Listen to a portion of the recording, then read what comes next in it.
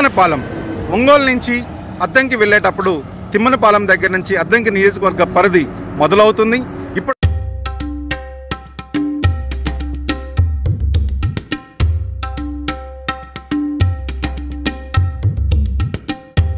ఇప్పటి వరకు కూడా అద్దంకి నియోజకవర్గం బాపట్ల జిల్లాలో ఉంది.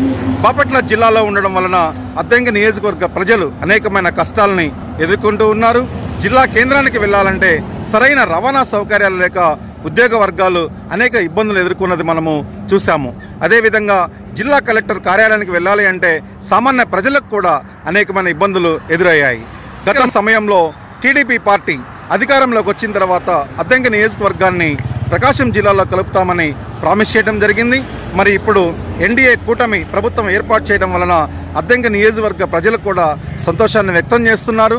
ఎందుకంటే తిరిగి అద్దంకి నియోజకవర్గాన్ని ప్రకాశం జిల్లాలో కలపడానికి ప్రణాళికలు కూడా రాష్ట్ర ప్రభుత్వం సిద్ధం చేస్తూ ఉంది.